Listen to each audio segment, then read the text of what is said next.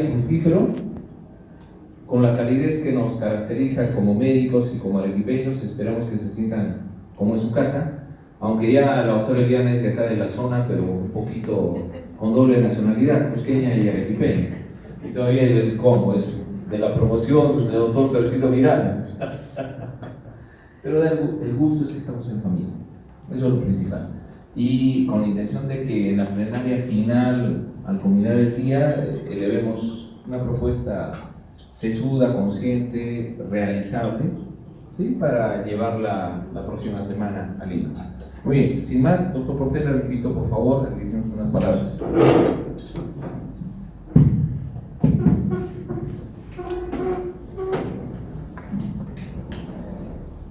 Sí, muy buenos días a todos los decanos. Gracias, doctor Anthony Tobalino, por habernos invitado a esta bella ciudad de Arequipa.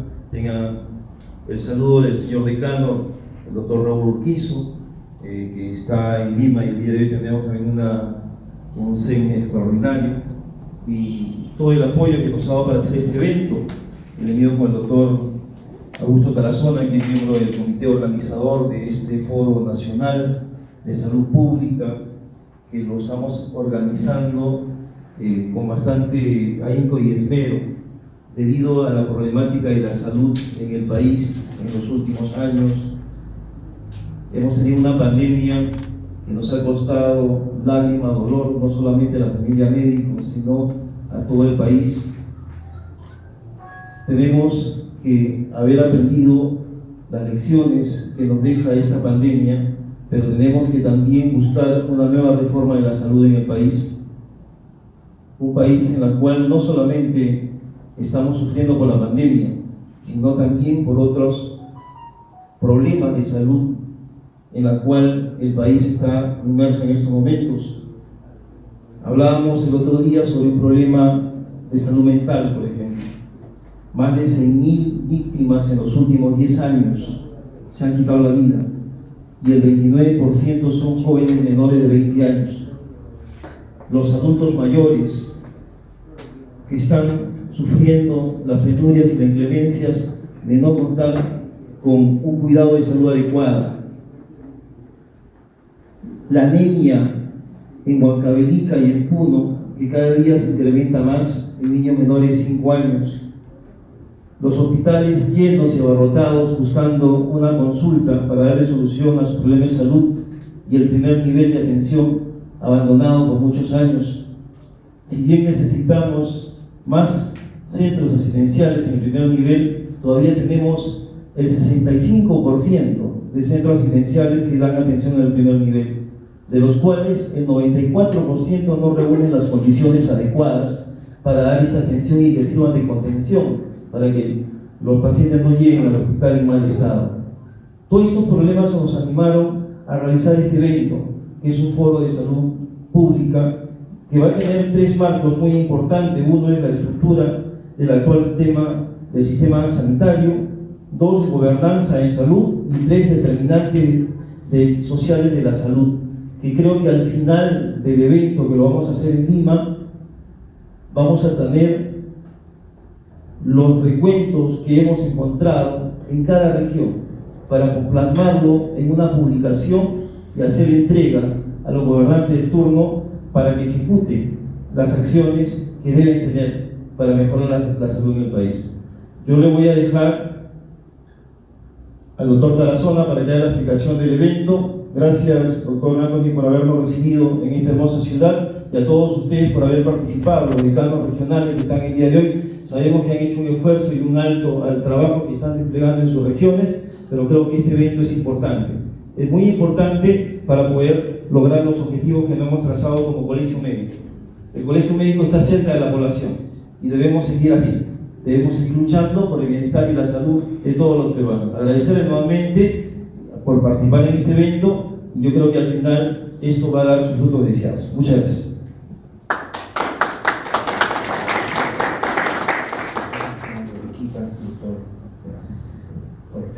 Estimados decanos regionales, colegas, amigos, es importante este evento y lo veo muy valioso, como comentaba al principio, la participación de diferentes regiones que son afines en varios aspectos, pues va a permitir dar una mirada desde el mismo lugar de los hechos en relación a cómo está nuestro sistema de salud. Hemos estado acostumbrados, o existe la costumbre, de que las políticas, las grandes decisiones del país lo toman en un escritorio, ya sea del Estado, ya sea inclusive de las propias instituciones como el propio colegio médico. Pero en esta oportunidad existe una decisión de hacer participativa, de promover la discusión desde el lugar de los hechos. El lugar de los hechos es cada región, cada ciudad, que obviamente cada uno de ustedes conoce mejor que quienes están en el nivel central y quienes están dirigiendo estas acciones y estas actividades. En ese sentido, recogiendo el aporte de un colega que nos señala algunas ideas, les menciono que hay algunas normas para participar en el foro, ¿no? Respetar las opiniones de los participantes, los mensajes deben aportar ideas nuevas, ser breves, con lenguaje sencillo, las preguntas deben ser claras y directas, leer con cuidado todos los aportes que han sido publicados antes de participar con un nuevo tema o respuesta, utilizar un tamaño de letra legible, evitar colores que dificulten la lectura, utilizar correctamente las letras mayúsculas y minúsculas, cuidar la ortografía y gramática, que es importantísimo, abrir nuevos temas de discusión cuando se vayan a tratar de nuevos tópicos. Esto es una recomendación válida para todos, que lo aplicaremos durante todo este proceso.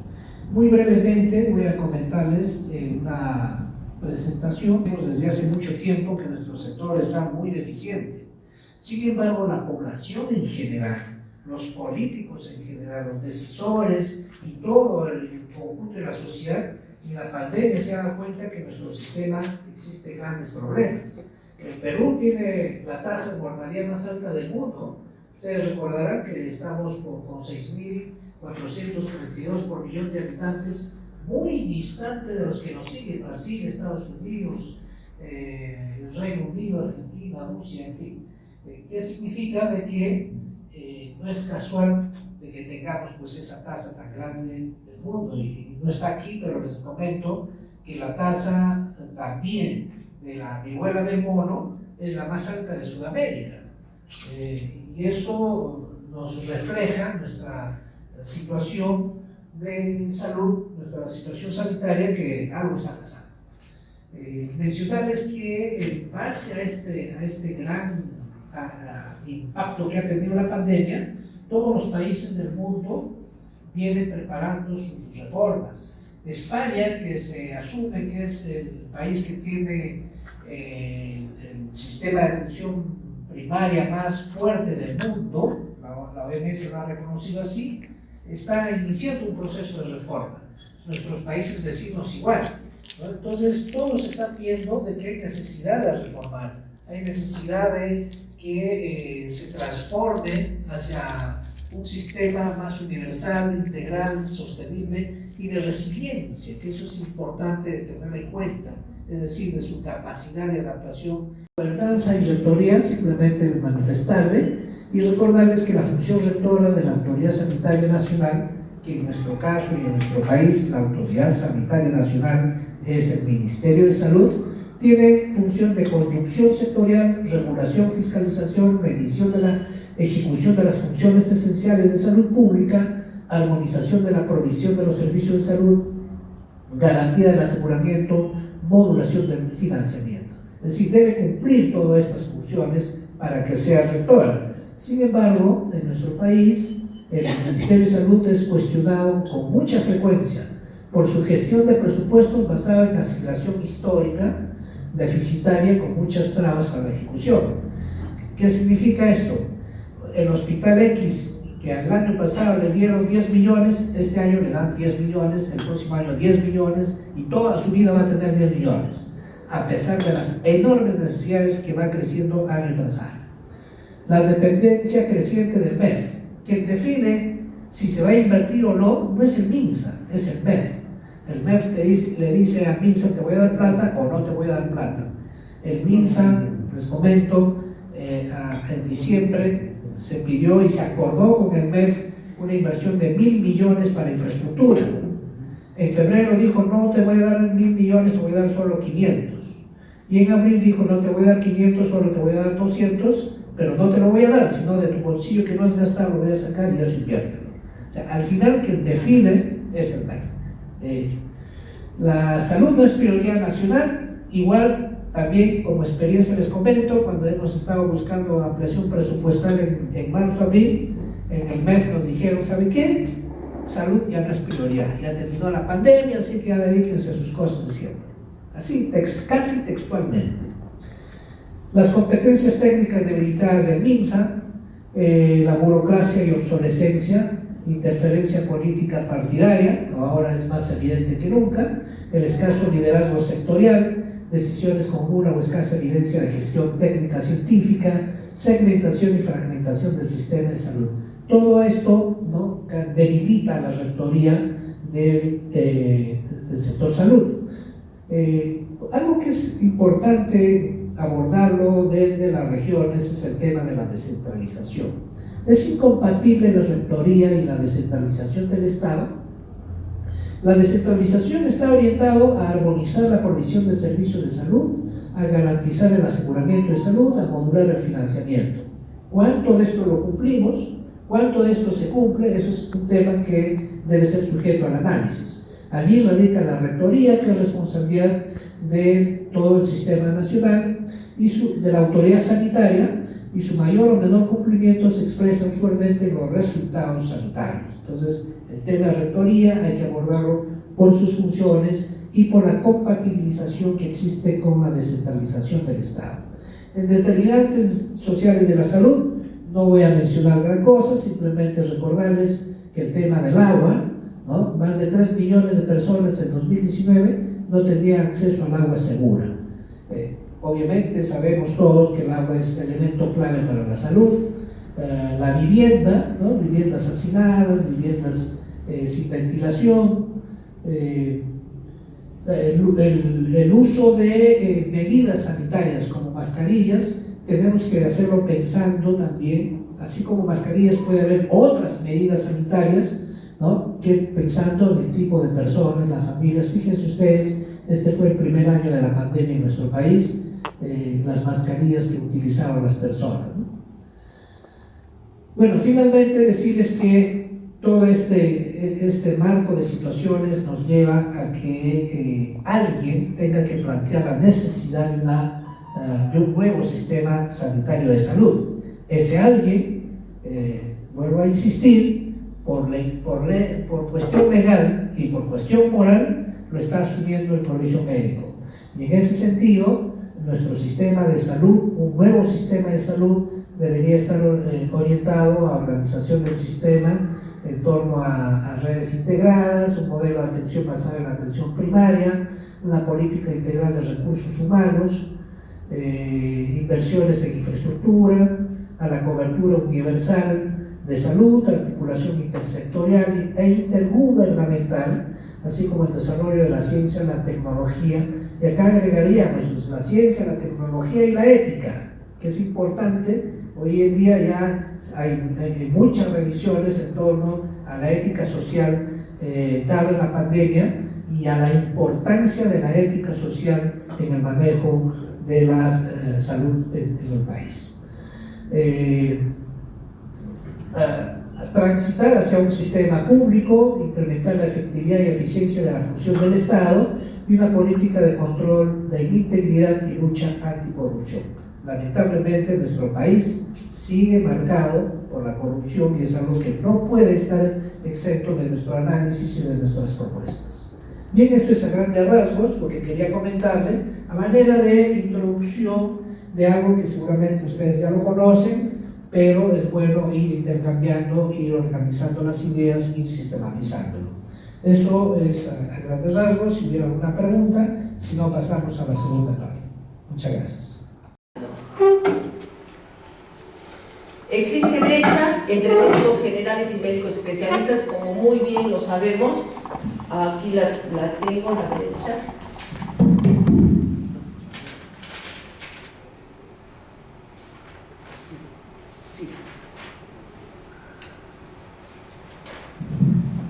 Contamos hasta el momento con 99.176 colegiados. Creo que se ha colegiado en esta semana un poco más.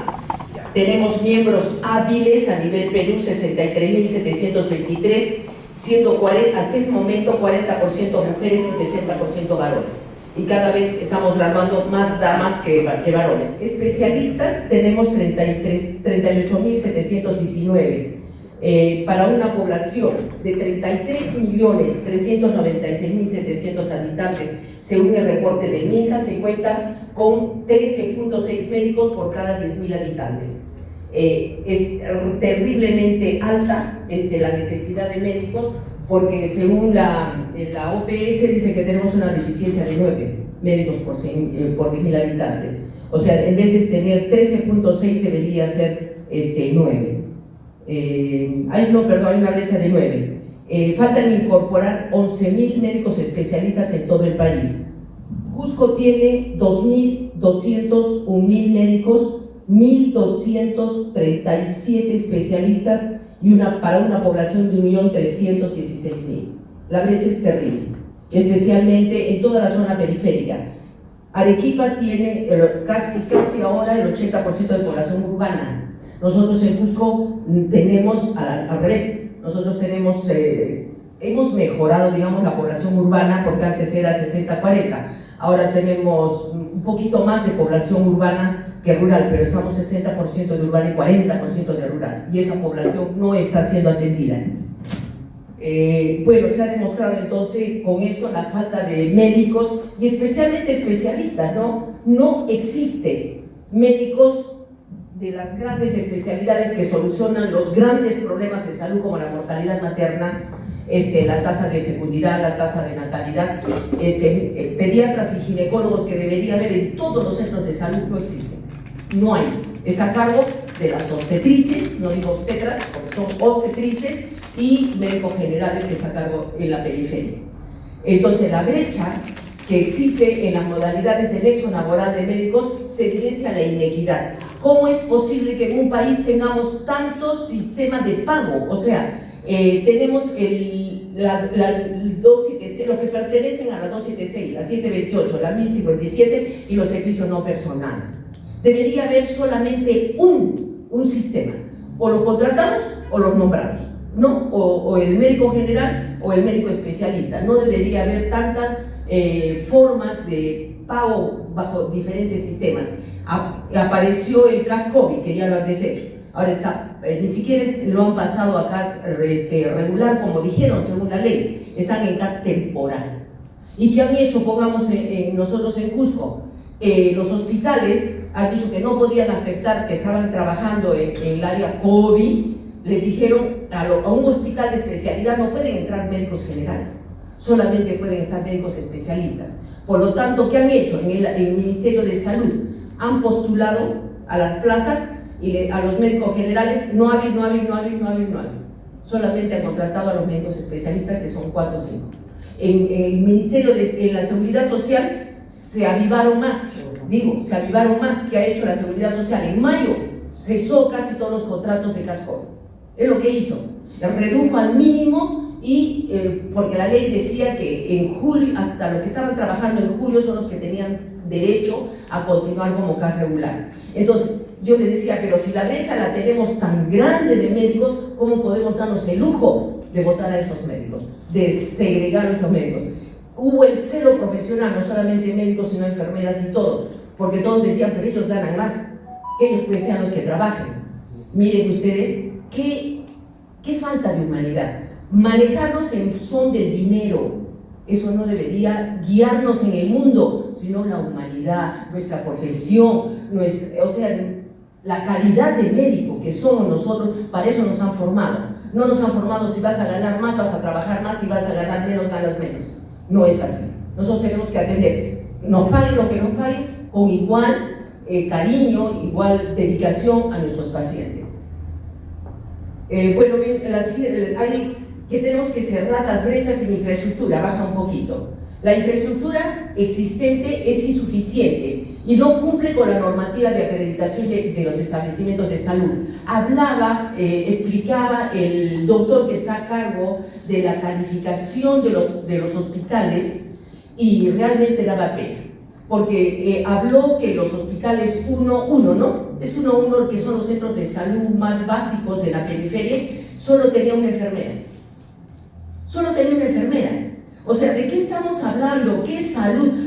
Si viene un infarto, que también pueden tener en la periferia, si vienen enfermedades un poquito más complicadas, ¿cómo va a una enfermera a solucionar el problema en el primer nivel?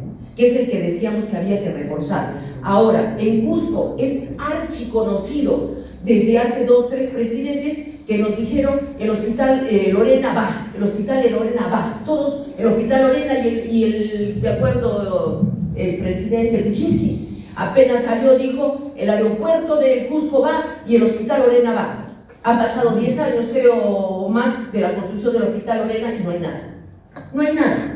Entonces, recién ha ido el presidente, no sé si hacer la finta o ganar un poco más de presupuesto que se ha reactivado, dice Lorena, pero lamentablemente está por ahora todo parado. Y el hospital Lorena, ¿dónde funciona? En modular, en unos modulares que cada vez que llueve se filtra el agua y los desagües también suelen romperse y el hospital termina inundado. O sea, es contingencia o barracas.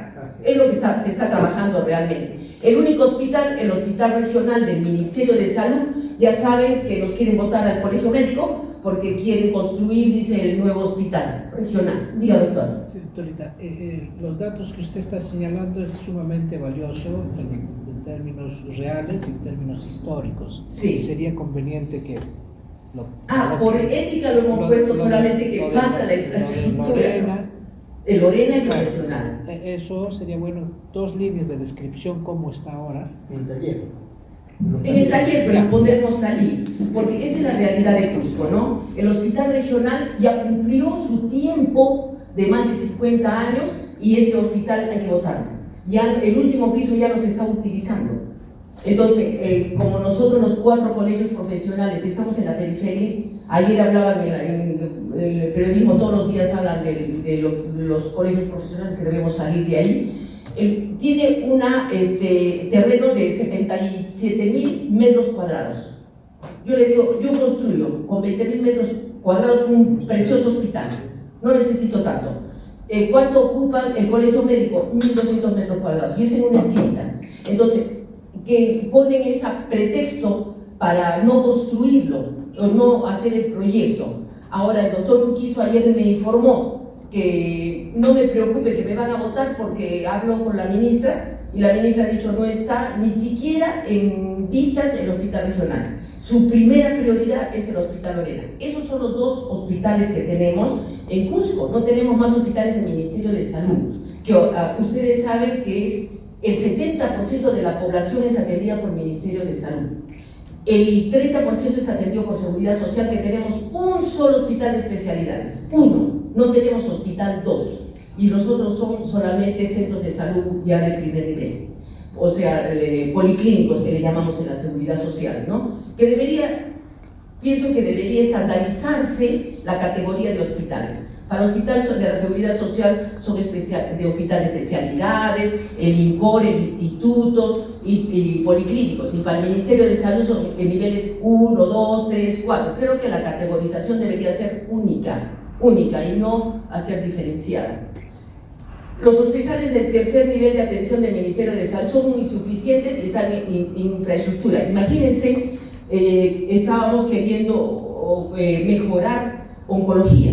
Entonces, como colegio médico, los llamé a los oncólogos del Hospital Lorena, que gracias a Dios había como 9, me sorprendí que había tanto médico. Había especialista en radioterapia, no tenemos radio, también especialista. ¿Cómo hacen el diagnóstico de cáncer de mama? ¿Cuántos mamógrafos tienen? Tenemos uno y que está malogrado.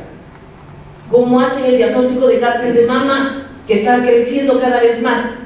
Entonces, realmente la infraestructura del hospital es 0. ¿Qué hacen los pacientes para poder hacer un diagnóstico de cáncer de mama? Pagar a la CISOL o pagar a clínicas privadas para poder hacerse el diagnóstico de cáncer de mama. Necesitan radioterapia, tienen que venir a Arequipa o tienen que irse a Lima, porque no tenemos radium, no tenemos, y tenemos alta cantidad de cáncer. Ustedes saben, con la pandemia, sea un poquito, todos los crónicos y los cánceres, un poquito que se relegó, porque todos empezamos a trabajar con la pandemia. Y hoy vamos a sufrir, no solamente Cusco, vamos a sufrir todo el Perú, en la consecuencia de no haber atendido estos 2 años y medio a los pacientes crónicos, a los pacientes que necesitan operaciones. Hay un embalse de cirugías increíble. Entonces no se están atendiendo. En lo privado se ha intentado sacar algo, pero no tenemos clínicas en el seguro en Cusco que tengan la categoría para poder ni siquiera atender partos, porque no tienen banco de sangre. Con eso les digo todo. Seguimos. Salud en Cusco también es insuficiente, tiene un solo hospital y los otros son de nivel periférico, pero ese hospital hace como hospital 4, 3, 2 y 1. ¿Por qué les digo hospital 4? Porque hacemos trasplante renal, hemos hecho trasplante de corazón, estamos preparándonos para trasplante hepático, pero la categoría que dice Hospital Nacional nos dice que es categoría 3, que no deberíamos hacer esas actividades. Y atendemos en emergencia, ¿qué? Atendemos partos normales, atendemos diarreas, atendemos problemas respiratorios, alrededor de 200, 250 niños por día en la mañana, otro tanto en la tarde, eso que debería atenderse en el primer nivel. Lo mismo pasa en el hospital regional y en el hospital Lorena. Lo mismo, atendemos cosas del primer nivel.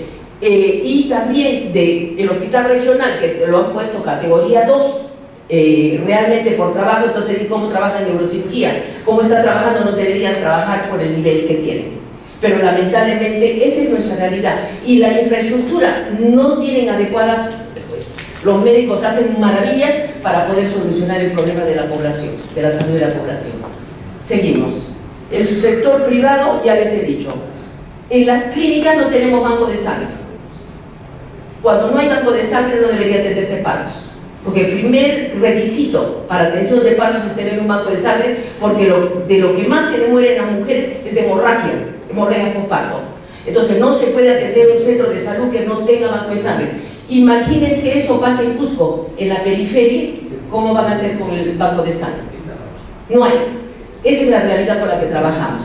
El financiamiento para el componente prestacional, sigue pasando un poquito, insuficiente cobertura de financiamiento prestacional para la población sin ningún tipo de aseguramiento. Dicen SIS para todos. Creo que para los venezolanos, mi hermano, les han dado su SIS, porque hay mucha gente que no va a atenderse al hospital y no tiene el SIS, no lo tiene. Ahora, me hablaba el de la Jerez, han descentralizado, ¿no es cierto?, toda la parte administrativa, pero lo que no les han dado es dinero. No les han dado dinero. O sea, solamente la parte administrativa descentraliza y la parte de presupuesto no la han realizado. A ver, sigue. El SIS no lo tenemos todos. El 30% de la población se financia con ESAT. Eso lo sabemos a nivel nacional. El financiamiento mixto del subsistema privado de salud es el pago del bolsillo y las consultas en los establecimientos privados que tenemos en Cusco, que también son deficientes. Imagínense que el colegio médico, tenemos nosotros un seguro, ¿no?, que trabaja con las clínicas de Lima, porque como quisiéramos tener una clínica de Delgado, que está mejor que muchos hospitales. Nosotros en Cusco no tenemos las clínicas que acrediten, ni siquiera para la atención de seguro del médico. No tenemos. Abastecimientos de los recursos estratégicos, los problemas, escasa provisión de recursos estratégicos sanitarios a nivel local por insuficiente oferta, compras centralizadas de recursos estratégicos. Todas las compras son centralizadas en Lima, todo es centralizado en Lima. Entonces, ¿de dónde va el gobierno regional a hacer la compra cuando nos han dicho que hay que descentralizarla? Integración del sistema, seguimos, vamos ahí, integración del sistema de información e interconectividad. El sistema de información sanitaria diferenciada independientemente de los principales prestadores de servicios de salud, MINSA y clínicas privadas, es totalmente diferente. Les voy por algo tan sencillo que deberíamos tener una historia clínica única y digital. ¿Por qué la seguridad social sí la tenemos? La seguridad la tenemos, hemos trabajado buena cantidad de tiempo, nos hemos puesto tercos hasta que nos dieron la historia clínica digitalizada. El Ministerio de Salud no la tiene. Muy poco, solamente los que estaban trabajando en COVID. El resto tienen que escribir.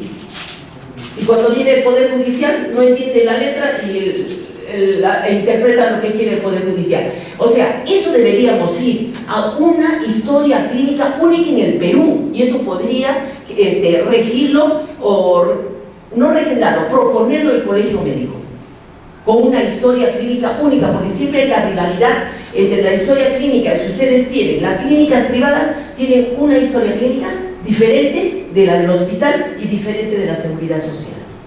Entonces deberíamos tener única. ¿Qué nos ha enseñado la pandemia?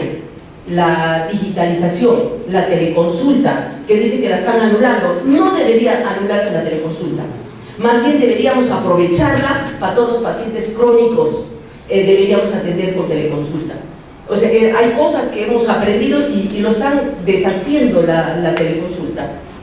A ver, sigue. Ausencia de conectividad en los diversos sistemas de información sanitaria. ¿Cómo es posible que puedan hacer en la periferia, los economistas que van y los que atienden en la periferia, para la información de los casos de los pacientes, mortalidad y todo, si no tienen internet? No tienen internet ni en sus celulares.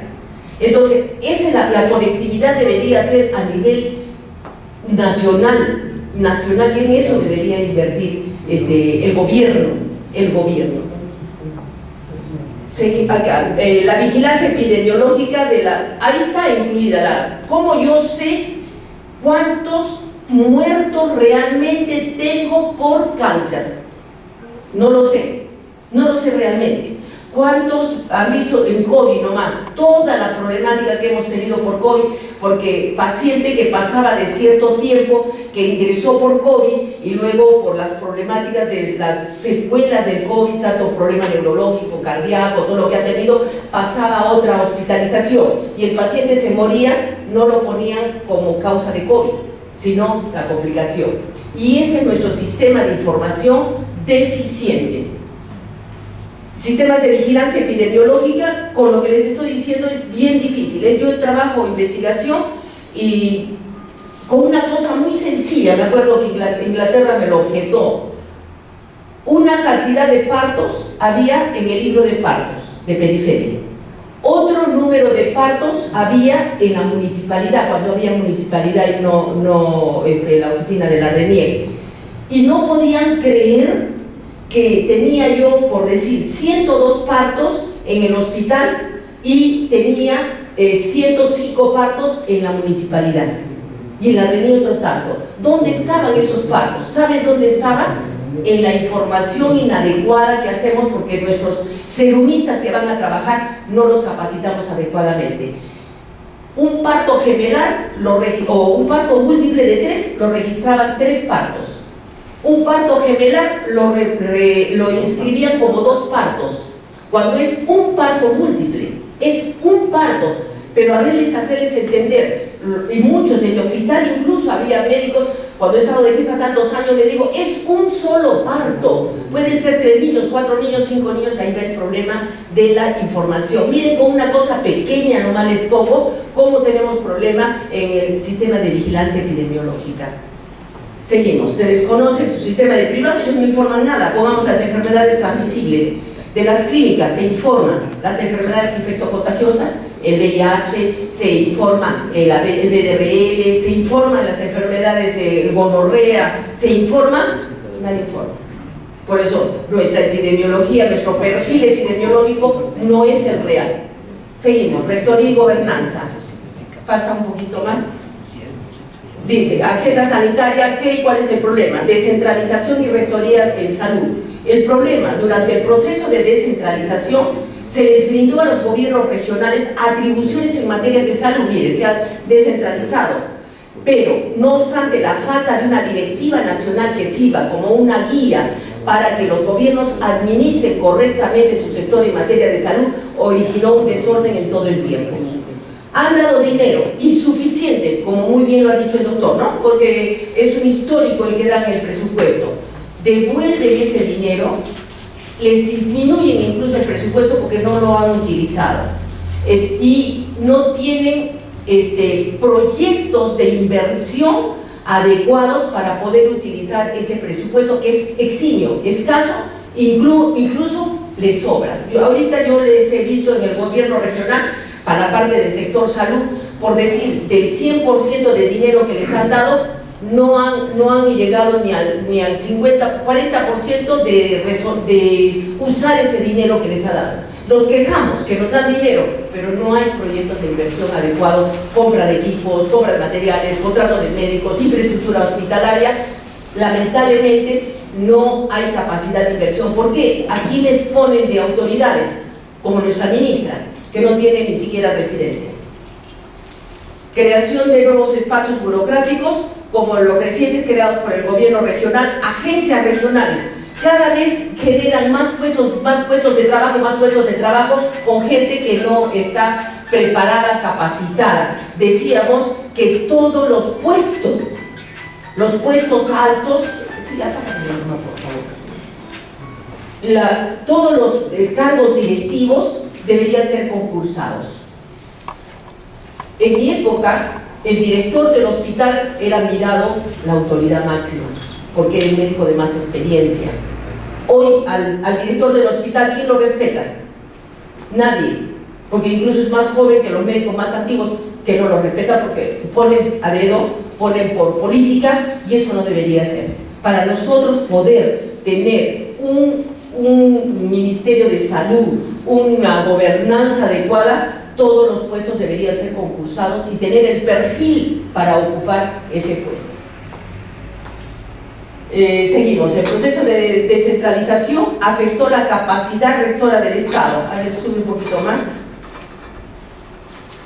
Un rumbo concreto que guíe el sistema de salud nacional, como el decreto legislativo 584 de la Ley de Organización y Funciones del Ministerio de Salud y la Ley General de Salud, señala al Ministerio de Salud como un ente rector del Sistema Nacional de Salud. No obstante, a pesar de la normatividad, existe y la creación de múltiples instancias para fortalecer la regulación y la capacidad rectora del gobierno todavía está siendo débil. Miren ustedes, hablamos del Ministerio de Salud y hablamos de la Seguridad Social. El Ministerio de Salud no es jefe de la Seguridad Social, porque en línea directa el presidente ejecutivo depende del gobierno. No depende, y si cuando hablamos de sueldo, dice no dependen de MINSA, dependemos de quién, del Ministerio del Trabajo. Dependemos de la Seguridad Social del Ministerio del Trabajo. O sea, no hay una rectoría adecuada. Seguimos. Sigue, va. La problemática no más vamos a hablar. Sigue, ya. Aquí. En gestión pública en salud, ¿cuáles son los problemas? Desde un tiempo atrás se ha tratado de aplicar la gestión por procesos administrativos públicos en salud a través de los programas presupuestales, el PPR, como una forma de lograr que los ciudadanos superen su insatisfacción respecto a las organizaciones públicas que ofrecen cotidianamente. Sigue pasando. Este intento de aplicar la estrategia muestra que las formas de aplicarlo varían con frecuencia y no cumplen su cometido. Sigue. Aquí. Una de las principales razones por las que el sistema de salud de la región de Cusco es bastante precario es que el producto de la veloz proceso de descentralización generó una división a nivel nacional, de manera que los gobiernos regionales, administradores de la salud pública en sus circunscripciones territoriales no priorizan a este sector y asignan personal sin competencias, es lo que les digo, en gestión, en gereza, en hospitales de redes, microredes y establecimientos de salud, generando una gestión ineficiente. Los puestos directivos tienen que ser concursados o cumplir por lo menos el perfil.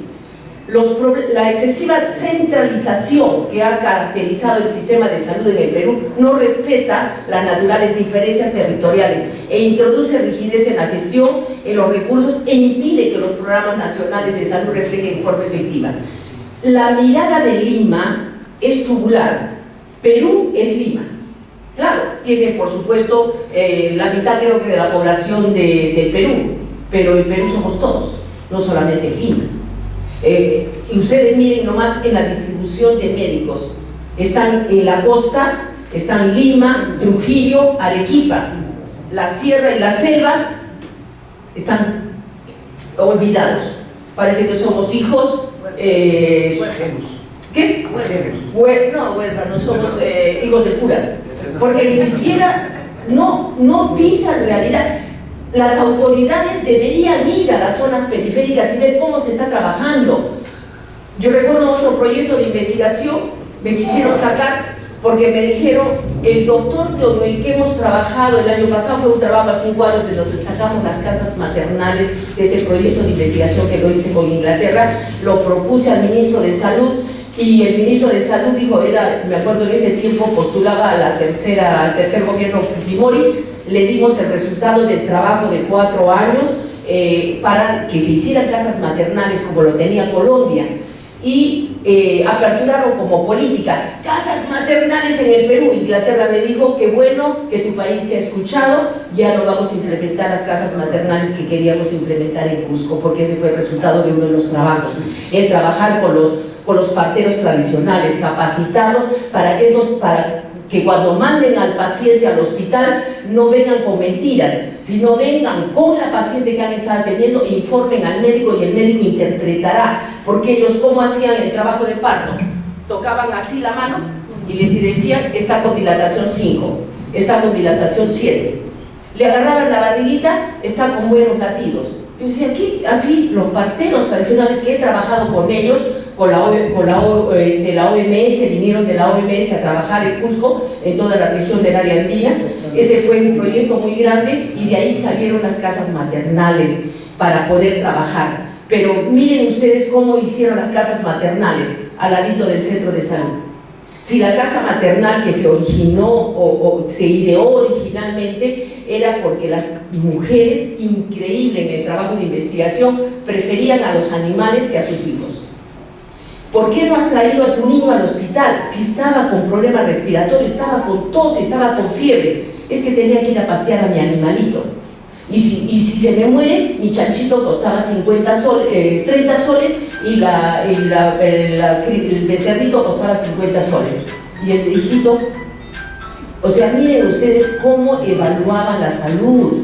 Entonces se decía que las casas maternales tenían que ser en un centro equidistante entre la población, la comunidad y el centro de salud. ¿Para qué? Para que vengan con sus animales a pastear, la mujer en el último mes del parto, de embarazo, para que no tenga las complicaciones, porque teníamos harta muerte materna. Ese es un problema de salud grande, de salud pública. Los problemas del sistema público de salud se derivan de fuente de deterioro de la infraestructura y la falta de recursos para financiar las operaciones incentivos. Ese es uno de los resultados que tenemos con el hospital regional. Se ha deteriorado, se malogra el tomógrafo, no hay cómo arreglarlo, se demora en tiempo, los rayos X se malogran, el arco en C, bueno, hay cosas que no nos dan el presupuesto para poder mantener por lo menos la infraestructura o hacer compra de las nuevas tecnologías, ¿no? En cuanto a la agencia sanitaria, ¿cuál es el problema? Determinantes sociales de mayor incidencia en salud. La población es alfabeta. Dice, de 15 años a más el porcentaje da 93%, varones, siempre los varones somos un país que se prefiere al varón, 96.9% y las mujeres 89% en alfabetismo, siendo una de las más bajas a nivel nacional. En Cusco, estoy hablando. Sí, seguimos. El promedio de escolaridad de 25 años a más es 9 en varones y 8 en mujeres, quiere decir que no terminan, 11 años es para terminar el quinto de secundaria, ¿no es cierto? 11 años, no terminan, 9 años y 8 años.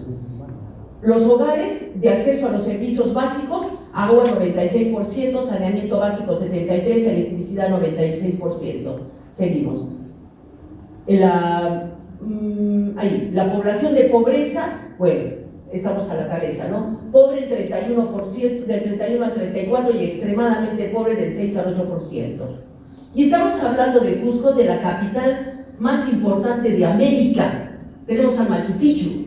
Vienen muchos turistas extranjeros. Sin embargo, nuestro sistema de salud está en el suelo en Cusco. Ya les digo, con el Hospital Lorena nomás lo que ha pasado. El presidente de la región está en la cárcel, ¿no? Bueno, lo han sacado creo a julio. Toditos los 3 anteriores estaban en la cárcel o están con procesos. Esas son las autoridades que tenemos. Por eso es que tenemos tanta pobreza, el ingreso, porque no hay una real distribución de la economía. El ingreso promedio real per cápita es 651 soles. El índice de desarrollo humano está en 0.5 para 2019 y el índice de densidad de la población 0.74. Los salubristas pueden entender un poquito mejor y los epidemiólogos. Yo no entiendo mucho esos términos, pero me han dicho que está en el suelo. Seguimos. La gobernanza y rectoría intersectorial. ¿Cuáles son los problemas? Ahí nomás, un poquito más acá, un poquito más acá. El objetivo principal debe ser eliminar la corrupción. ¿Cómo la vamos a eliminar? Han escuchado ustedes que somos el primer país en el mundo con mayor corrupción. El primer país en el mundo. En algo estamos en la cabeza, pero en la corrupción. A nivel de todo el mundo, lo han publicado ayer o anteayer. El objetivo principal es eliminar la corrupción. Recuperar la rectoría es sinónimo de recuperar la confianza y para ello se debe tener gente técnica y honorable. Por eso decíamos, los puestos cabeza de todo el sector salud tienen que tener un perfil. Para poder ser ministro, por lo menos tienes que ser salubrista o hacer algo de salud pública. Yo no me atrevería a ser ministra, yo soy ginecólogo de tantos años, porque yo no sé manejar la salud pública. Y eso debería ser el primer requisito. Pasamos.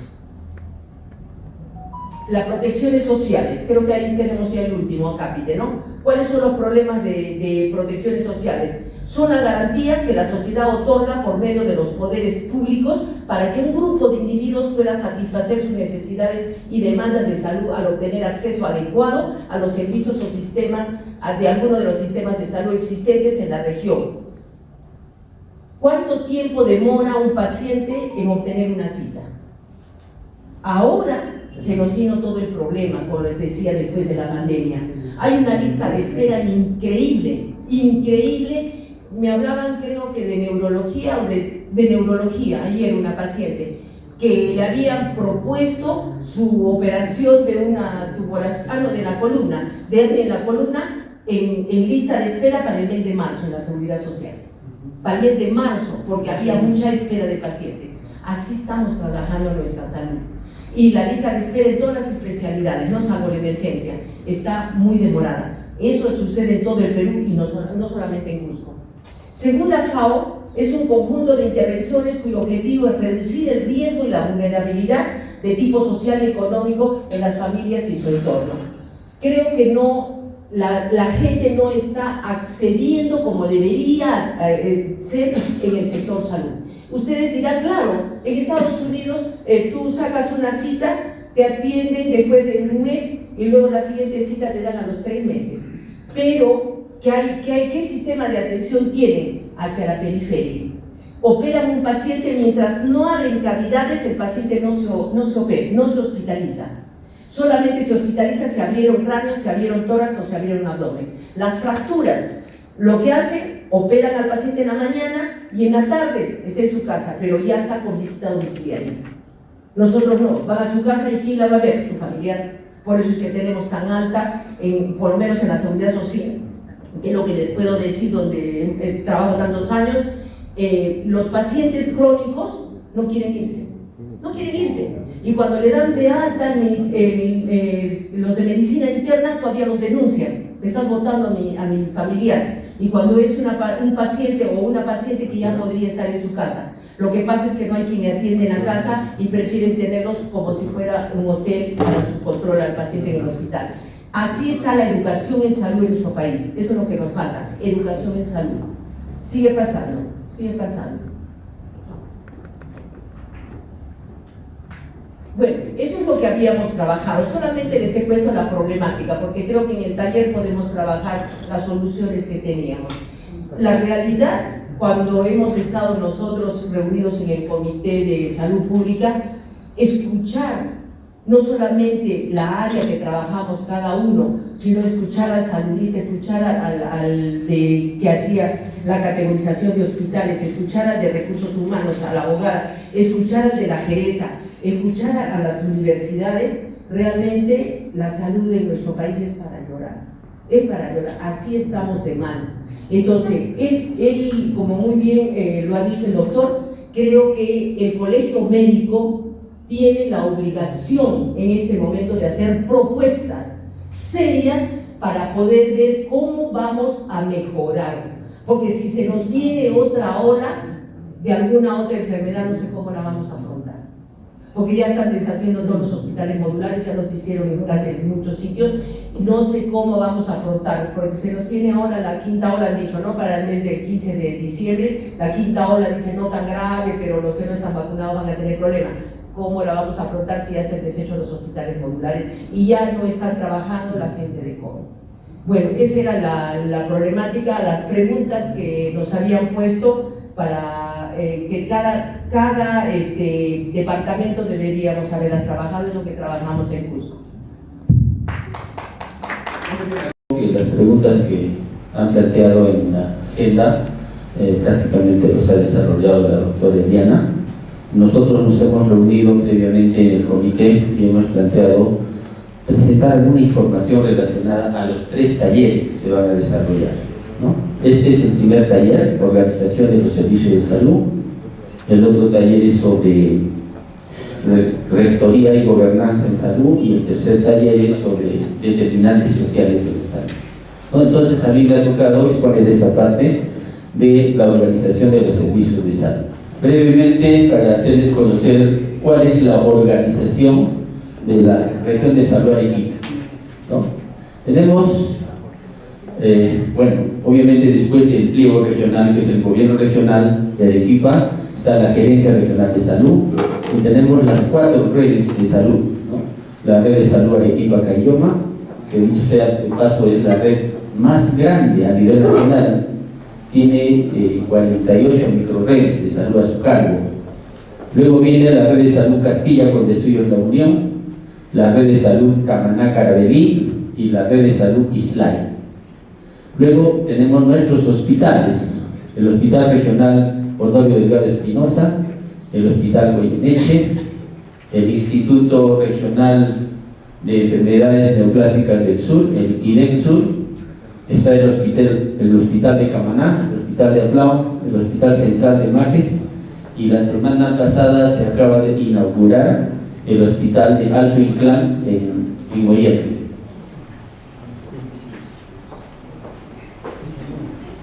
Esta es el mapa de ubicación de nuestros establecimientos de salud por redes de salud. Tenemos la red de salud Arequipa Caylloma, que abarca por las provincias de Arequipa y Caylloma. Tenemos la red de salud Castilla con Desuyos La Unión, que abarca las provincias de Castilla, con Desuyos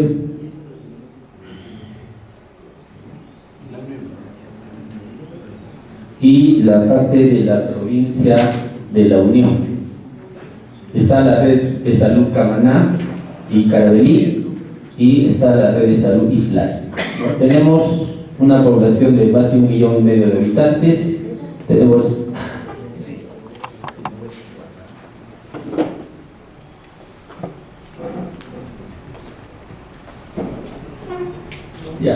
tenemos 5 hospitales, un instituto regional, tenemos 47 microredes, 65 centros de salud y 186 puestos de salud.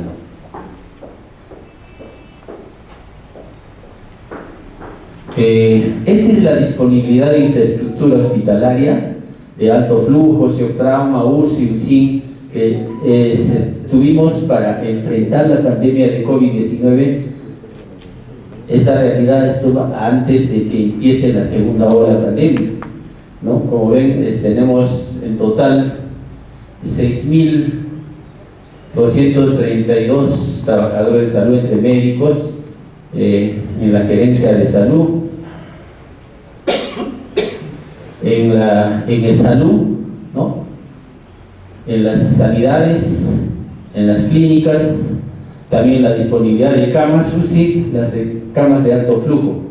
Con esto enfrentamos la segunda ola pandémica. Luego, acá tienen ustedes el personal de salud de los establecimientos, ¿no? Del gobierno regional, pues que están en la gerencia regional de salud, más los contratos CAS-COVID por toda fuente de financiamiento. Ahí pueden ver ustedes, ¿no? Total 8.265 trabajadores, ¿no? Entre médicos, enfermeras, obstetras, odontólogos, otros profesionales auxiliares y técnicos, y de los diferentes regímenes laborales, ¿no? 276, 357, 728 y terceros. Y esta es el incremento de recursos humanos que tuvimos ya para enfrentar la tercera y cuarta ola pandémica. En realidad ha habido un incremento de un 47%. ¿En base a qué? A los contratos CAS-COVID específicamente, el 25%, y algunos otros profesionales de la 728 y 1057 como CAS regular, ¿no? Ahí pueden ver ustedes cuánto se ha incrementado en médicos.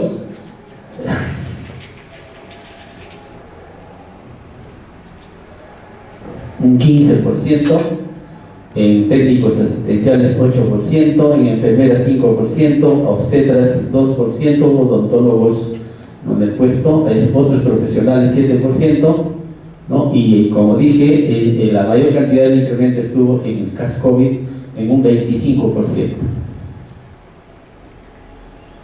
Bien, entonces con todo ello, nosotros hemos trabajado en la organización de los servicios de salud tratando de implementar la norma técnica 171 en el primer nivel de atención y la norma técnica 172 en los hospitales. Entonces, esta es la herramienta de monitoreo de la norma técnica 171 para el primer nivel de atención, ¿no? Cómo funciona y cómo está la seguridad, ¿no?, del cuidado del usuario, tanto interno como externo. Segundo, ¿cuál es la disponibilidad de recursos para implementar? Como saben ustedes, la norma establece el circuito COVID y el circuito no COVID. ¿Cómo está la organización del circuito IRA COVID, del circuito no COVID? Porque como saben ustedes, a raíz de la pandemia pues se descuidó todo lo que era no COVID. Se embalsaron las intervenciones quirúrgicas, solo se operaba en emergencia, se dejaron de atender los daños no transmisibles, las neoplasias, la violencia, se incrementó tremendamente el problema de salud mental, etcétera, ¿no?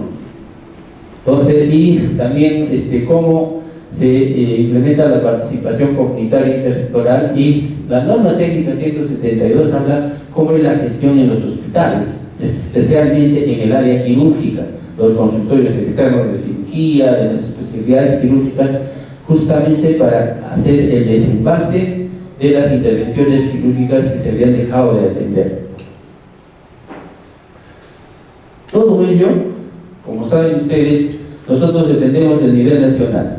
Si bien es cierto que las funciones y competencias se han descentralizado del nivel nacional al nivel regional, esta descentralización no ha sido total, no ha sido completa. Parte del financiamiento especialmente se queda en el pliego 11, que es el Ministerio de Salud. Parece que el Perú fuera Lima y Callao, ¿no?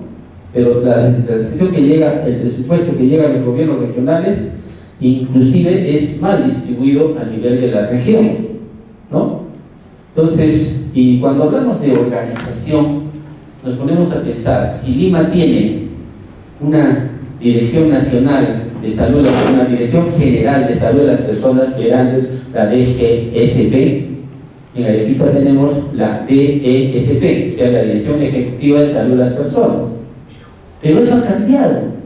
La nueva estructura del Ministerio de Salud a nivel nacional, en Lima está, por ejemplo, la Dirección General de Intervenciones Estratégicas en Salud Pública. Pero acá en Arequipa no existe esa dirección. Acá seguimos trabajando con la Dirección Ejecutiva de Salud de las Personas. En Lima existe la Dirección General de Operaciones en Salud, y acá en Arequipa no existe. Seguimos trabajando con lo que es la Dirección de Administración, la Dirección de Planeamiento. Entonces, nuestra propuesta, y así todas las direcciones, ¿no?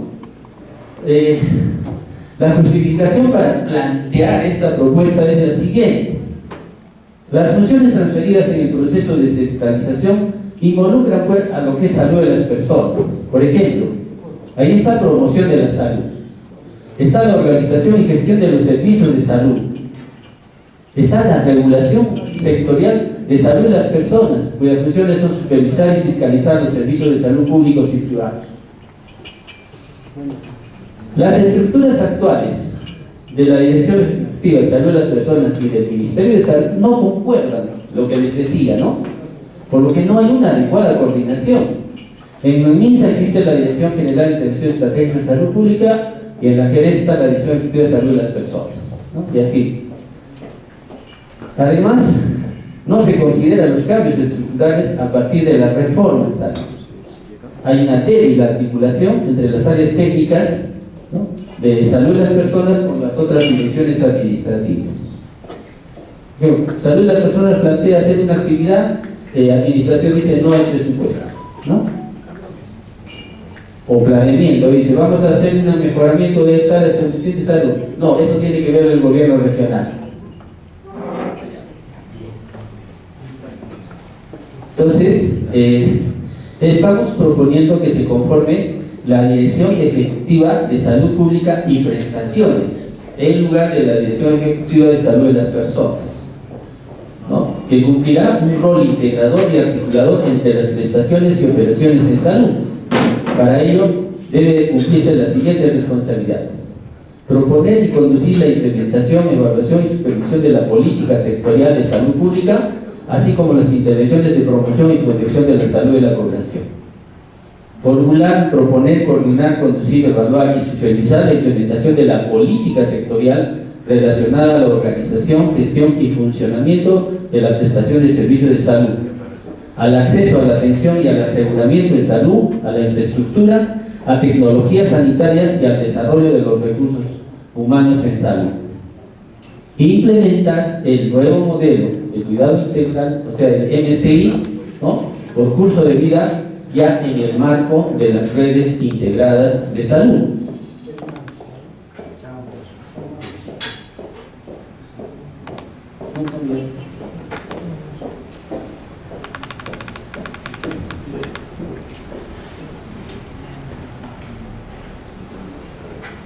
Bueno, estas son las funciones actuales de la Dirección de Salud de las Personas. No lo voy a enumerar. Pasemos a la siguiente, por favor.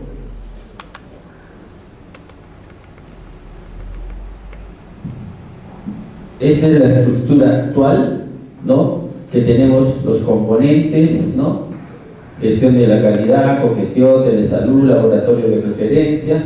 Estos son los programas de atención integral, ¿no?, por curso de vida, niño, adolescente, joven, adulto, adulto mayor. Estos son los programas presupuestales que todos ustedes conocen, ¿no? Y estas son las estrategias sanitarias. Y acá tenemos la Dirección de Servicios de Salud, pues, que se encarga del registro, verificación, categorización, fiscalización y lo que es banco de sangre, ¿no? La siguiente.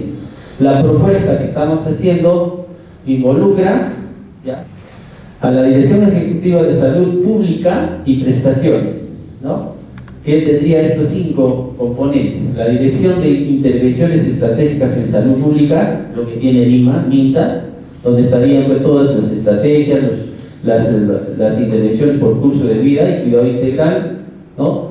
Tenemos la Dirección de Promoción de la Salud, que ahora es una dirección ejecutiva aparte, se incorporaría a esta dirección, ¿no?, porque como sabemos todos, promoción de la salud abarca todo, todas las etapas de vida o curso de vida, todas las estrategias sanitarias y todos los componentes. Luego tenemos la Dirección de Intercambio Prestacional, Organización y Servicios de Salud, ¿no?, y la Dirección de Aseguramiento de Salud, y esto que está en recursos humanos actualmente pasaría a la Dirección de Fortalecimiento y Gestión de Capacidades en Salud, el área de SERUM, el área de capacitación. Muy bien, entonces esa es brevemente la presentación y la propuesta que planteamos para trabajar en este taller de organización y servicio de salud. Muchas gracias.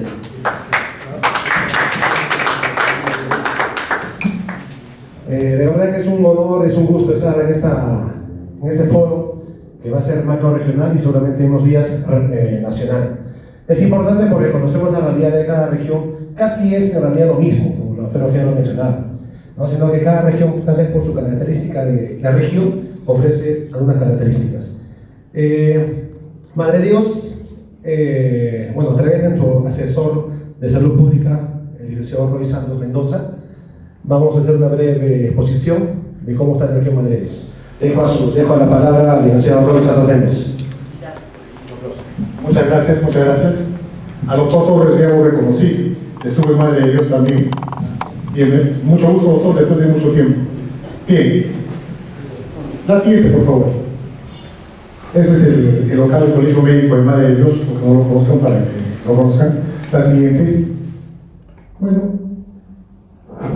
Consejo Regional 26 de Madre de Dios. La siguiente, por favor. Organización de los servicios de salud. Como ustedes saben, Madre de Dios es el departamento menos poblado de todo el Perú. Tiene menos de 200.000 habitantes, 184.000. Pero es el cuarto en extensión territorial. Tiene 85.000 kilómetros cuadrados. Entonces, si nosotros encontramos un puesto de salud acá, después lo vamos a encontrar de acá a 100 kilómetros, o a 150, o a 200, o a 300 kilómetros. Entonces, es bien difícil poder manejar el tema de salud pública en Madre de Dios. El rol rector lo tiene el Ministerio de Salud, ¿a través de dónde? Del gobierno regional. Es un tema muy importante lo que planteaba hace un momento, escuchaba hablar de Arequipa, de modificar los documentos de gestión. Y eso es importante en la propuesta, pero hay que saber a quién vamos a dirigirnos para modificar los documentos de gestión. Si es un documento de gestión que se tiene que modificar en el MINSA, pues es el Ministerio de Salud. Pero recuerden que la mayoría de nosotros pertenecemos al gobierno regional, ¿no? Lo que era antes el reglamento de organización y funciones, ahora se ha convertido en el manual de operaciones. Y no se puede hacer ningún tipo de modificación del reglamento de organización y funciones a no ser que lo convirtamos en el manual de operaciones. Lo que era antes el manual de organización y funciones, ahora se ha convertido en manual de perfiles de puestos. Y también no se puede modificar. Entonces, si nosotros queremos hacer una modificación como lo que está planteando el decano de Arequipa, eso tenemos que plantearla al gobierno regional, adecuarnos al rol rector que tiene el Ministerio de Salud. En este caso, nosotros tenemos que la estructura orgánica de la Dirección Regional de Salud Madre de Dios es el responsable de conducir, formular, dirigir, proponer políticas regionales. Sí, tenemos políticas regionales en Madre de Dios. La siguiente. Financiamiento. Hemos hecho una presentación corta, pero creo que va a ser muy motivadora. Miren, ahí nosotros hemos sacado al día de anteayer cuál es el presupuesto que recibe salud en general del famosa página de transparencia del Ministerio de Economía y Finanzas. Entonces, un PIA, ustedes saben que el PIA es el presupuesto inicial de apertura. ¿Con cuánto se aperturó? 103 millones, el total abajo. 103 millones para el sector salud. ¿Saben cuánto es el presupuesto del gobierno regional, de todo el gobierno regional en 7 unidades ejecutoras? 500 millones. De esos 103 le otorgaron al gobierno a las ejecutoras de salud. Pero el PIN es el presupuesto inicial modificado. Se incrementó, miren en cuánto, por el COVID, también por el COVID. 148 millones, casi 149 millones. ¿Ya? Pero hay que ver una cosa, ¿cómo está distribuido? Personal y obligaciones sociales, saben, eso es para pagar las remuneraciones del personal. Eso no se mueve, siempre está ahí. Tenemos 66 millones. La 2.2, que es pensiones, eso es para los jubilados. La 2.3, bienes y servicios, 73 millones. Pero un dato importante, miren acá. La 2.6. ¿Qué es la 2.6? Adquisición de activos, inversiones. ¿Y saben? Miren el monto, 4.164.000 soles para la salud. ¿Qué se puede hacer con 4 millones para inversiones? ¿Y saben cómo miden el presupuesto? Con esa partida, con esa herramienta, ¿no? De tal manera, y miren la ejecución, al colmo, eso es normal. Nos han otorgado 4 millones y miren cuánto han ejecutado. 1 millón, 25%. Ya estamos en noviembre. Entonces, somos ineficientes en el gasto, nos llega tarde, habría que preguntar. Pero el presupuesto hay 4 millones. Y el presupuesto total de inversiones del gobierno regional con todos sus ejecutores es de 155 millones. La siguiente, por favor. Recursos humanos. Nosotros allá tenemos un total de 1.653 personas que trabajan en el sector salud. ¿Ya? Entonces, el salud tiene 305. El salud ahí estoy incluyendo lo que es COVID. Los últimos son 84 de COVID que los hemos puesto, pero en realidad somos casi como 220 y tantos. ¿ya? Pero está incluido que se sobreentiende que ya nos van a contratar, que ya salió la ley de casco viajar regular, y esa cosa, está ahí. La divesa no es como Arequipa, inmensa, es Visa Red. Divesa Red. ¿Qué significa? Que el mismo que es director de la divesa también administra toda la red. ¿Ya? Entonces, después, cuando haya necesario esto, en el año 2017 se hizo una red, porque las condiciones para tener una red era que por lo mínimo deberíamos tener 100.000 habitantes. Y en la época que salió la normatividad, teníamos 90.000. O sea, por eso es que se escogió ser Visa Red. Pero cuando ya se pudo, se logró, salió la red, la cerraron porque era muy engorroso, dicen, el manejo. Ya casi con 200.000 habitantes. Deberíamos tenerlo. ¿No? Entonces, miren los recursos, cómo se han distribuido. La Divesa Red, con sus establecimientos, tiene 768. El Hospital Santa Rosa, que es un hospital 2-1, tiene 590. Y el total de todos son 1.653 recursos humanos. Y ahí están distribuidos. Médicos, que es lo más importante para la reunión, 172, distribuidos 47 en salud. Recuerden, allí están los 47, sumados los 15 médicos que van a ser pasados de CAS COVID a CAS regular. En la Divesa no están todavía sumados, pero son alrededor de 25 médicos, quizás un poco más. Y en el Hospital Santa Rosa también faltan agregar los médicos de CAS COVID. O sea, con eso de repente se vaya a incrementar. La siguiente. Eso sí es acá me voy a tomar un poquito más de tiempo para que vean que la realidad del Perú es parecida, pero en madre de Dios es el colmo. ¿No? Miren acá, lo he hecho por niveles y categorías. El gobierno regional tiene establecimientos 1-1. Recordemos, un establecimiento es 1-1, aquel que tiene solamente un profesional no médico y un técnico. Miren, ¿cuántos tiene? 69. 2-2 tiene 23. 1-2, disculpen, 1-2. Y un 1-2 es el que tiene médico y técnico. 1-3, 8. Es el que tiene todo el equipo completo y trabaja 12 horas. 1-4. Mírenlo, por favor. Ninguno.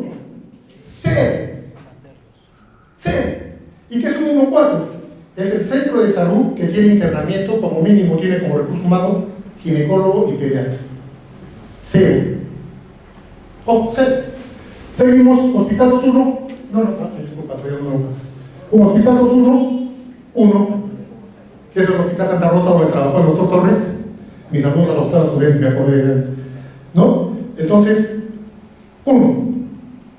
Es 2-1. La máxima categoría que tenemos en Madre de Dios es 2-1. ¿Y qué significa un Hospital 2-1? Que trabaja 24 horas y que tiene las 4 especialidades principales: medicina, ginecobstetricia. Han aperturado algunas UPS. Por ejemplo, también tenemos traumatología. ¿Pero con cuántos traumatólogos, doctor? Ahora hay 2, pero que ahorita está uno solo. Se queda con uno. ¿No? Entonces, tenemos también UCI sin museólogo. ¿No? Entonces, se aperturan algunas UPS, unidades prestadoras de servicios. Sin embargo, no tenemos los requisitos como para aperturar. Luego pasamos a salud. De salud solamente tiene 4 establecimientos, de los cuales tiene 1-1 ninguno, 1-2 solamente tiene, pero hay 3, pero uno de ellos pertenece a Cusco, pero está en Madre de Dios. ¿Dirán por qué? Porque más fácil es llegar por Cusco al Manu que llegar por Madre de Dios al Manu. ¿Sí? Entonces ahí tendríamos 2 en realidad, y tenemos un hospital 2-1, que es bien parecido al Hospital Santa Rosa, pero con menor capacidad. Por ejemplo, nosotros aquí no tenemos banco de sangre, y tenemos que negociar con el Hospital Santa Rosa para que ellos nos puedan entregar sangre cada vez que tengamos un paciente. Y el resto, miren, 1-1-1-1. Y ese 1, ¿saben qué significa? Que está llenito de médicos serumistas. Los que llegan por la sanidad, la fuerza aérea, la policía o el ejército, es personal SEMUS que llega a hacer sus SEMUS y lo ponen como jefe de establecimiento. Y solamente trabajan 1 o 2, máximo 3 personas. ¿Ya? Entonces, cuando nosotros referimos pacientes, salud refiere al Cusco. Pero recuerden, ya no hay vuelos de Cusco a Puerto Maldonado. Ahora tenemos que mandar vía carretera 9-10 horas en ambulancia, en las peores condiciones. ¿Ya? Entonces es algo que debe cambiar. ¿Por qué obligan a Salud a referir sus pacientes solamente al Cusco cuando es inaudito de que puedan trasladar a los pacientes que van por emergencia al Cusco 8 o 9 horas en ambulancia? Cuando de lo que deberían permitir es que los vuelos de Cusco ingresen y que, no sé si ustedes habrán tenido, Invierte Perú, hacen los famosos convenios marco y lamentablemente tenemos convenio con la TAN. Y si no compras en la TAN no puedes comprar ninguna empresa si no sancionan al administrador. Esta problemática de madre de Dios, de repente alguien la tiene parecida, pero es de Salud. Si es el Ministerio de Salud, en este caso es el gobierno regional, si es del gobierno regional, ellos sí pueden referir a cualquier, pero quien paga es el CIS, ya es el Integral de Salud. Y se han hecho varias referencias a Lima con avioneta, pero que las paga el SAM, ¿no? Entonces hay una estructura un poquito mejor de repente en el tema de... La siguiente, por favor. Bueno, ahora está por provincias y distritos. Como les dije, Madre de Dios tiene casi 200.000 habitantes, y el principal distrito de la capital de Madre de Dios es Tamopata, y miren, tiene 32 establecimientos. ¿Ya? Fiscarral, que es lejísimos. Fiscarral es lejísimos. Ustedes han escuchado de la canción el río Manú. Ya, de ahí sale esa canción. En el río Manú yo me la encontré. Ahí hay establecimientos de salud, pero uno queda acá y el otro queda a 2 días de su casa. El otro queda ahí y el otro queda a 2 días más de su casa. Si el sistema de salud quiere llegar, a lo mucho llegan serumistas. De la cantidad de recursos humanos, retrocede por favor a recursos humanos. Ya. De ese total, casi el 35% son serumistas. Casi todos. Por ejemplo, en salud, en las pautas médicas de Mazuco e Iberia, todos son serumistas. Ya llegan por un año. Termina el año, se van nuevamente con el resto. No tenemos plazas nosotros permanentes. La siguiente. La siguiente. Ya. Descentralización en salud. Acá yo he puesto un ejemplo. ¿Qué es lo que nos ha pasado con el Hospital Santa Rosa? Y ustedes lo ven ahí, en el año 2015, llega Parsalud a Madre de Dios. Parsalud es el programa de apoyo a la reforma que tiene el Ministerio de Salud para la construcción de establecimientos de salud. Llega Madre de Dios y dice: ciérrenme todos los proyectos que están en ejecución porque yo les voy a construir su nuevo hospital. Parsalud depende del Ministerio de Salud. Y le hicieron caso a los nuevos ingresantes al gobierno regional. ¿Y qué hicieron? Cerraron los proyectos. Hasta los que están en ejecución, ya hay un tema de un tono bueno. Los cerraron los proyectos y dijeron: nosotros lo vamos a hacer. Bien, comenzaron a hacerlo. El famoso expediente técnico. ¿Qué pasó con el expediente técnico? 1 año, 2 años, lo elaboran, lo firman, lo van a implementar y llega a la Contraloría. ¿Saben qué está la Contraloría? Que el hospital de contingencia que le habían asignado 11.000 metros cuadrados para hacer ese hospital, no eran 11.000, eran 7.000. Y se fregó el proyecto. Que el hospital estaba, la normatividad, la norma técnica 110 te dice que para construir un hospital tiene que estar por lo menos a más de 1.000 metros del río, en el caso de la selva. Y nuestro hospital está a 300 metros del río. Nosotros, el río Tamopata. Pero se cerró. ¿Qué pasó después? En el año 2019, con el inicio de la nueva gestión del nuevo presidente regional, que también médico, el nuevo gobernador regional, dijo: ya bueno, ya no quiero hacer nada de Parsalud ni de MINSA, lo voy a hacer yo con mis propios recursos. ¿Y saben qué pasó? Los estafaron.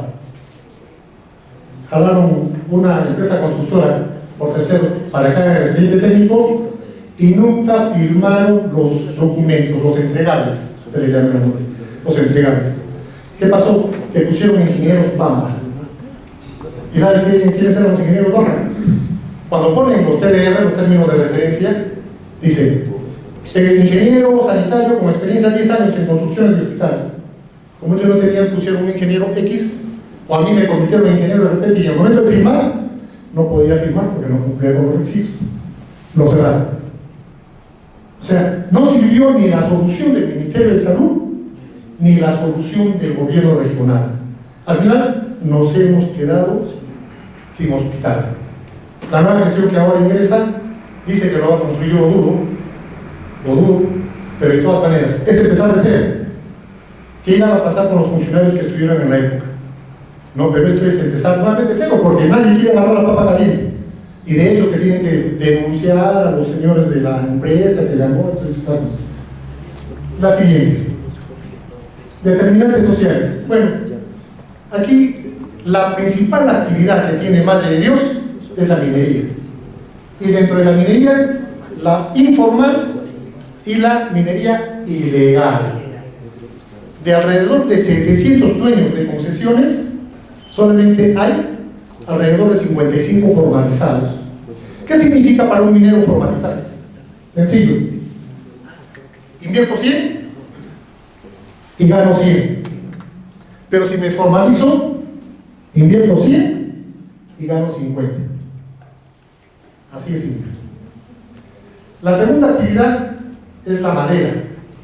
Y ustedes habrán escuchado el caso de los hostiles de la Amazonía. Hay hostiles 1, hostiles 2, hostiles 3 y hostiles 4. Era el peor negociado de la peor forma que pudo darse Madre de Dios con el saqueo de todos los recursos naturales. Y obviamente la segunda actividad principal era la madera. La tercera actividad es lo que el doctor Ela Gastón se olvidó de traerles, la castaña, ¿no? Que es un fruto delicioso que lo utilizamos mucho para el tema de la intoxicación por mercurio, por el selenio. Sin embargo, la castaña, los árboles están siendo depredados. Para que salga el fruto de la castaña, por lo menos tiene que pasar unos 60 años. Entonces están prohibidos de cortar árboles de castaña, pero es una madera dura que la utilizan para hacer los techos. La sacan igual. Entonces allí, para sembrar un árbol, o sea, si yo siempre mi árbol hoy día ya no lo voy a ver, ¿no? Entonces, ese es un tema bien fuerte, la actividad económica.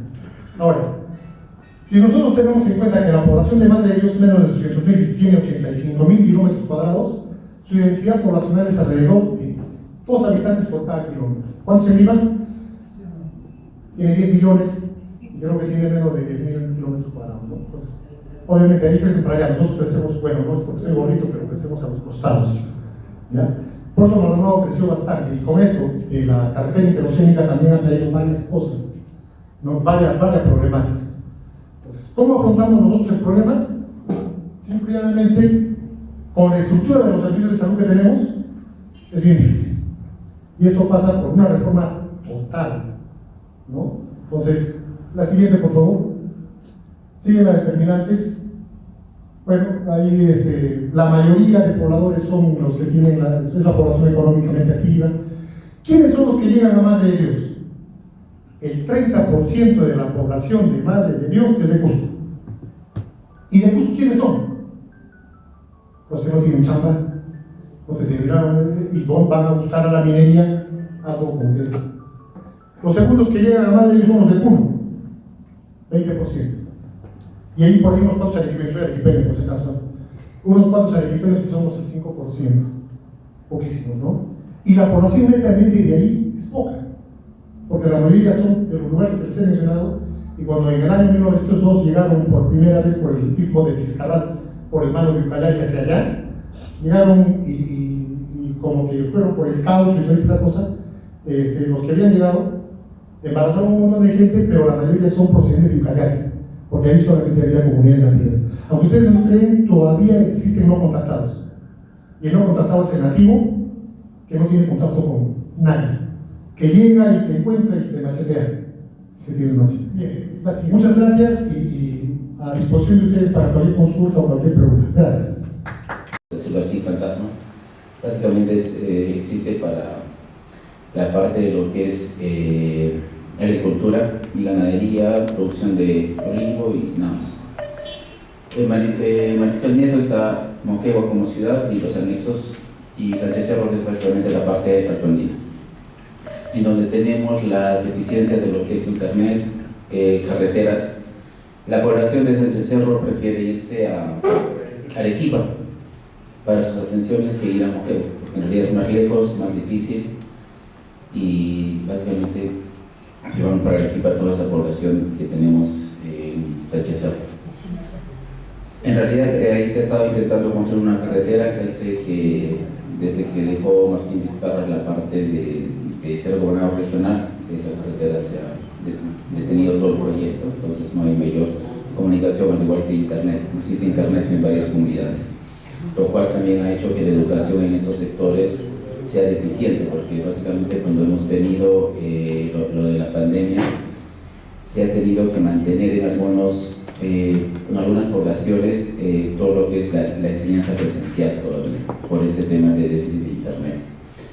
En Moquegua hay un acto sui generis, por decirlo así, en donde básicamente el 63% de la población está adscrita de salud. ¿Qué es lo que no sucede en todo el Perú? En todo el Perú tiene 20, 30, hasta 40% máximo. En Moquegua tenemos este porcentaje. Con las minerías, que son los grandes, pues que tenemos Sauder y Anglo American, tenemos una población flotante, que más o menos al mes pueden dar 5.000 hasta 10.000 atenciones. En el COVID, que es lo que hacía la mina, mandaba sus buses llenos de COVID y los dejaban en la puerta de salud y sí. Imagínense de un momento a otro tener 100 personas, 200, 300 personas para poder atender en temas de COVID. En realidad ha sido bastante difícil y era algo incontrolable. Es por esto y por la minería que Moquegua tiene el mayor porcentaje de COVID y la mayor mortalidad. Nosotros tenemos la mortalidad de 6.6 comparando con todo el Perú. O sea, nosotros hemos tenido la mayor cantidad de gente afectada tanto en mortalidad. Entonces, esto hace que en realidad la población moqueguana tenga una serie de déficits para atención, tanto en personal como en infraestructura, que les voy a mostrar en un rato las fotos, para que puedan ver cuál es la diferencia entre lo que es MINSA y el de salud. El de salud, por lo general, es un referente de salud en muchos aspectos. Tiene más recursos, tiene más personal, tiene más investigación frente al MINSA en muchas ciudades. Pero en el salud es todo lo contrario. En el salud van a ver prácticamente son policlínicos comparados con hospitales de 2, 3, 4 pisos que tiene el MINSA.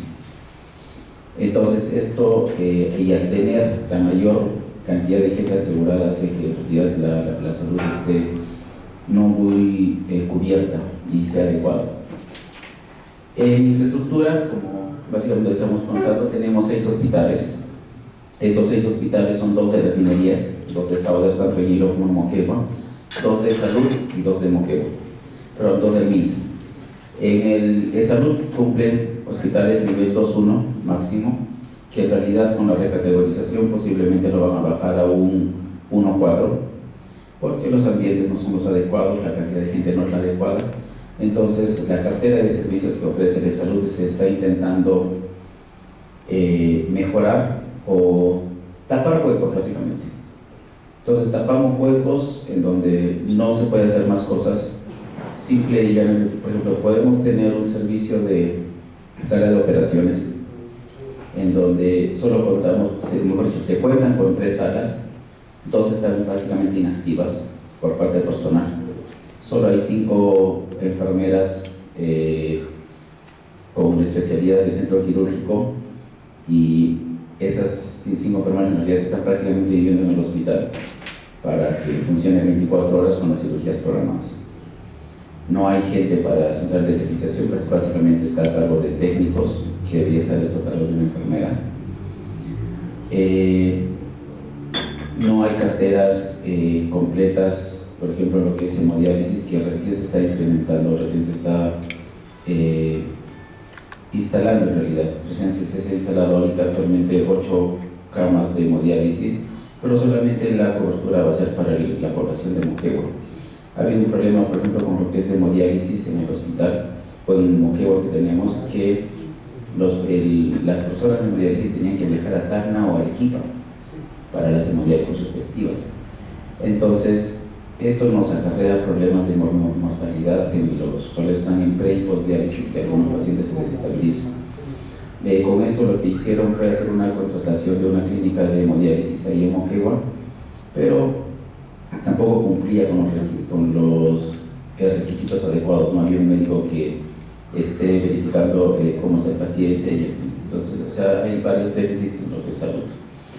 En lo que es primer nivel, básicamente tenemos 17 establecimientos que pertenecen al MINSA, pero voy a bajar un poco más. ¿Qué es lo que La siguiente cuadro. Siguiente. Un poco más. El de primer nivel. Un poco más esta Moquegua, por favor. Ahí. ¿Qué es lo que informa el MINSA? Que tiene Moquegua 70. Esto es un cuadro que manda el MINSA, que lo ha hecho el año pasado. Pero en realidad los funcionantes son 17, de los cuales 4 solamente están para salud. Inclusive ahorita estaban teniendo problemas de salud con sus primer nivel. ¿Por qué? Porque son terrenos en cesión de uso o simplemente están prestados. ¿Y qué están haciendo las instituciones? Al igual que con el hospital, con el colegio médico, las instituciones o los bienes nacionales los quieren revertir para sus propósitos y para seguir con sus instituciones. Entonces, inclusive, por ejemplo, Pampa Inalámbrica en salud solo funciona con personal en terceros. ¿Por qué? Porque lamentablemente no se crean las plazas CAS, que en realidad de salud central no ve y no mira estos pequeños déficits. Entonces, tenemos un problema en lo que es el 85% a nivel nacional de primer nivel está a cargo del GORE.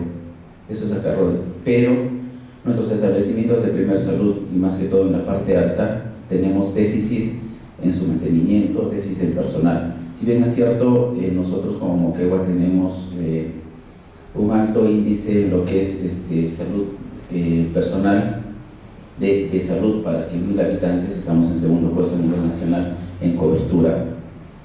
Pero esto en atenciones médicas no es lo impactante, ¿no? Por ejemplo, puede estar un médico programado, pero hay horas y horarios en los cuales, o días que no hay médico para una atención. Y la direza que nos indica, la atención primera atención de nivel no solamente se puede ver de la parte médica, sí, está bien, es entendible, ya que eso es un equipo de enfermera, obstetra y de un médico. Pero lo que más tiene o lo que más requiere una atención también es una atención médica. ¿Y qué es lo que pasa? Puede haber 5 médicos en un centro de salud, más o menos programados, pero solamente sacan 10 citas en 6 horas. Y para una población grande no te va a poder solamente 10 citas. Entonces, cuando hay sobreexceso, cuando hay gente que necesita alguna emergencia o algo más, simplemente llenan los hospitales con patologías, por decir, en nivel 4. Entonces se sobrecarga el hospital. Básicamente en lo que es... Sigamos, por favor. Entonces, lo que pasa ahorita actualmente en Moquegua es que los gobiernos regionales también deberían estar preocupados por el mantenimiento de los centros de salud, lo cual no se está haciendo. Siguiente, más abajo.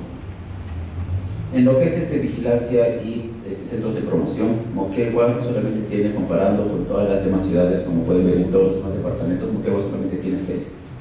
Piura también tiene pocos, y al igual que Tacna, que tienen 2. Pero en realidad estos centros de promoción y de prevención de salud deberían incrementarse. ¿Por qué? Porque Moquegua ha incrementado lo que es enfermedades no transmisibles, hipertensión, diabetes, obesidad. El 90% de los niños en Moquegua tienen obesidad. Moquegua ha pasado al primer puesto en obesidad y diabetes, entonces la mortalidad por estas enfermedades es bastante alta. Sí. En lo que es recurso humano, en realidad este es un promedio que tiene Moquegua. Nosotros básicamente lo que forman, a pesar de que el MINSA, de que el Hospital Regional del MINSA es un hospital nuevo que ha sido entregado en el año 2019, solamente cuenta con 20 camas para cada servicio, para medicina, para cirugía, incluido especialidades, para pediatría y ginecobstetricia. Entonces, esta cantidad para la población grande, cuando hemos estado en el COVID, si bien es cierto, ha ayudado este nuevo hospital, pero en capacidad de camas no es lo adecuado.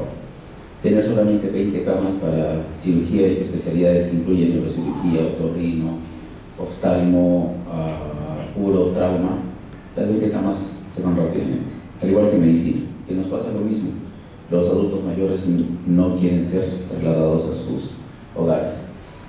Bueno, tenemos un promedio de 15.2 médicos, de 22.3 enfermeros. en 3.5 de médicos especialistas. Esto comparando con Ica y Arequipa, pero esto es una data del año pasado.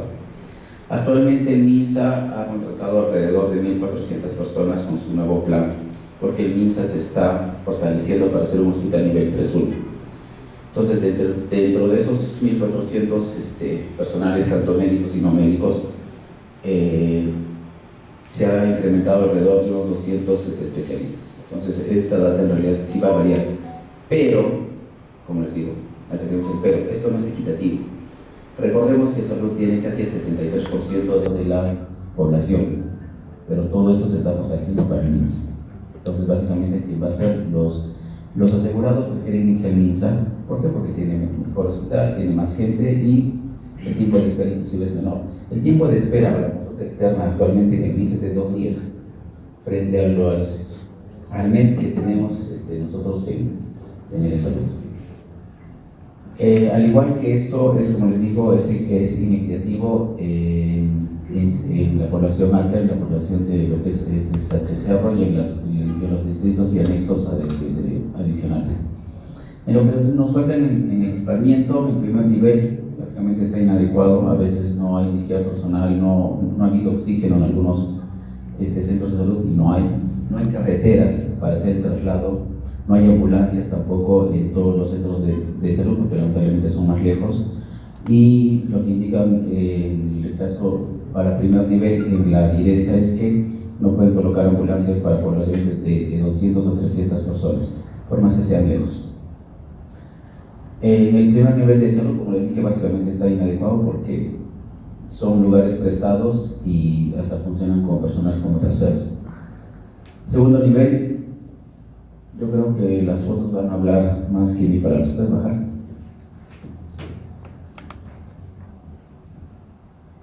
Este es el Hospital de la Salud.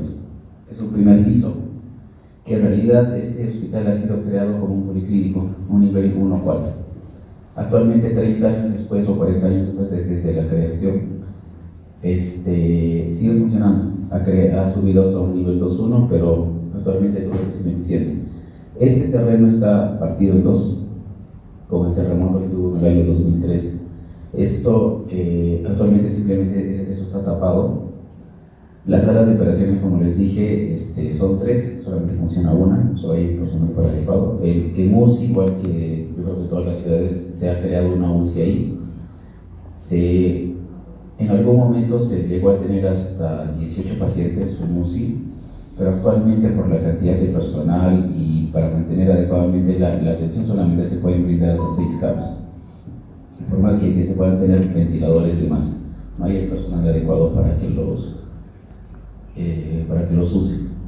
Y en general, comparemos con el hospital del MINSA. Esa es la realidad.